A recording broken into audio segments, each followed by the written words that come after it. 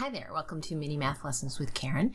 Today we are looking at two activities that have to do with linear programming. So I'm going to kind of overview both activities and then walk through most of one just to make sure you understand how to enter the inequalities and look at the feasible region.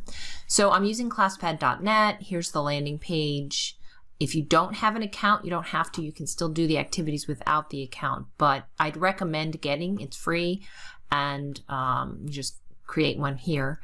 And that way you can save the activities that we're working on. You just duplicate them into your own account, and then you can modify them, change them, add to them, whatever you need to do. So that's a real advantage of having an account. So let me just kind of show you both activities first. So this first one's called the snack problem, and it basically is comparing two different snacks, peanuts and potato chips, and it's talking about the percentage of fat in each one. So peanuts have 15%, potato chips 10%, which I found very surprising. And then also how much fiber each one of them contains. So peanuts are 12% and potato chips, not surprising, are 5%. And then the person who's, we're assuming it's us eating this, has some limitations. They want these two snacks together to not be more than 60% of their diet, and then they want at least 30% fiber. So basically the question is, how many of each snack should they have? What's our optimization? What are my different combinations that I can have? And so this problem is full of constraints. And so the first thing they're asked to do is to basically change all those constraints into inequalities or equations. So each condition, they're going to write an inequality. So they're going to first write them in here. And the nice thing about ClassPad, when you're typing, you can actually, if you click this little icon here, that's a square root of alpha, that's really math type. And what that does is bring up the keyboard so they can actually use the right symbols and templates and stuff as they go. So we'll come back to that. Once they come up with them, then they actually graph their constraints. And if they need more than these, they can add another equation here. They look at their feasible region, they talk about what that means, and then they have to answer some questions. Okay, so now what if this is the cost of those things? Which possible solutions are going to give you the least amount of cost? And so then that's sort of where they're going. So that's the first activity. Second activity is very similar, just a different situation. It's about a car dealership. They don't want more than 500 vehicles.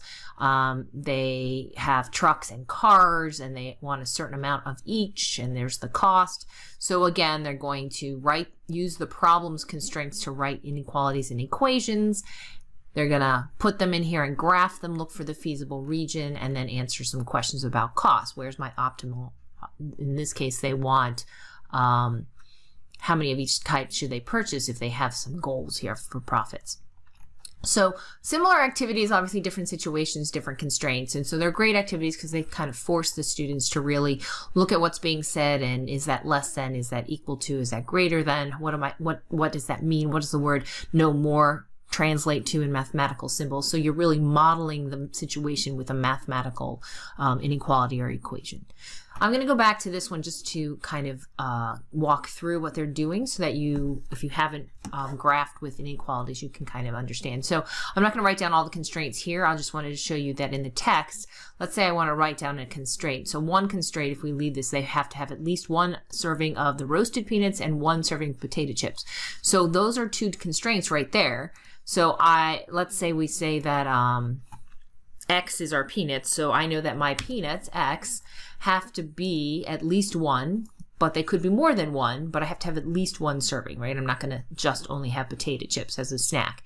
So then that's one constraint, right? And so then I can now type on my Y is going to also have to be at least one serving. So right there I have two, and they're very simple constraints.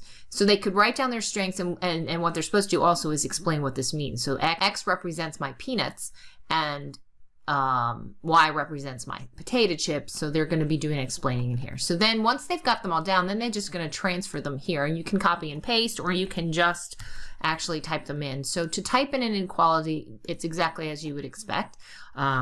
So there is my first one. So what you'll notice is over here, my graph, because of the equal sign, it's a solid line, and then all of these are possible solutions to that inequality. So now we're going to do the same for our potato chips, and that also has to be greater than or equal to 1.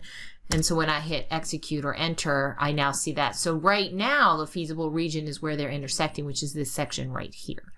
So we have some other constraints. Let's go up here. We know that the peanuts are 15% of the fat and potatoes have 10%, and it says that you want no more than. So what does no more translate to? How do we model that mathematically? That means less than or equal to. We can't go over 60. So in here, I'm going to then, okay, so my peanuts are 15%. I'm just changing it to its decimal form. Plus my potato chips, however many I might have. We don't know how many. That's why we're using the variable y. But I know that that can't go over 60 or 0.6, 60% of the daily recommended. So watch what happens. So now I have a third constraint in here. So now my feasible region is getting smaller. And you can click on the graph and kind of drag things down if you only want to see the section you're interested with. You can zoom in, zoom out. You can go into the settings to actually manually zoom in, but I'm just using my mouse to zoom out a little so I can see that region a little bit better. And then I think we have one more constraint. So if we go back up here, you'll see that it says fiber. So we want at least. So at least, what's that modeled with mathematically? At least means 30, but it could be 31. So I want 30 or more, so greater than. So what I need is something greater than or equal to 30. And what do I know about the fiber? Well, peanuts are 12% and potato chips are 5. So I'm going to translate that to also an inequality. So we could say 0.12 for the peanuts, and then 0.05, because I'm just translating the percentages to their decimal equivalents. And I know that they have to be greater. I want my intake of fiber to be greater than or equal to 30. All right, so I'm going to execute. So this adds in another constraint, which is the purple line. Why don't I see my purple line? Oh, probably because I'm not in my...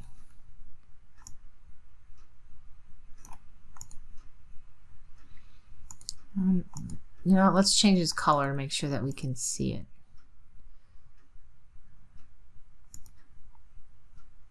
Oh, I know why. 30 instead of 0.30.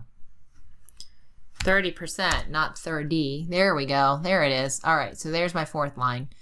And so, again, it's really kind of hard to see my feasible region because it's got all of this different shading. So the nice thing about this in ClassPad is when you go to the graph settings, you'll notice, and that's the 3 dots, you'll notice that down here, inequality plot, right now it defaults to showing all of the shaded regions. But if I only want to see where all of them intersect, if I hit that, you'll notice now my feasible region, I can actually see it. It's the only part that's shaded, the intersection of all of these things. So I'm just zooming out so I can actually see it a little bit better. So it's zoomed out, and so now students are gonna talk about what does this mean. If I have a point in here somewhere, and they could even put a point if they want. Let's just add 2, 1. Oh, I don't know why I did that. There we go. All I did was add a point, right? And here's that point. But if I move it into the feasible region, what does that coordinate point represent? Well, X we know what represents peanuts, right? And Y represents potato chips. So this is saying I could have a possible solution is 2.2 servings of peanuts and 1.93 servings of potato chips. But does that make sense, right? So then they might want to talk about, there's lots of possibilities, but we probably want to stick with whole servings or half servings because we can at least calculate those. So those kinds of questions. And then as they finish, they can, then it's giving them some costs here. And so which one of these is the most cost efficient? What amount of servings is going to limit our how much we spend? And that's where we're going with this. And that's where they're going to be looking at, and this is what I like, the key points. And you'll notice those are the vertices of the feasible region.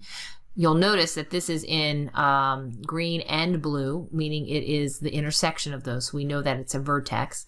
And so this is one possible optimized value. And then we can click on this second equation. Oh, I think we have to click off here. Here we go. And here's another possible value. So that's what they're going to be doing. They're going to then actually use their equations to determine, they're going to determine their cost of those. So they're going to optimize the vertices to help answer these last questions. So the other activity is exactly the same, except you're obviously using a different situation.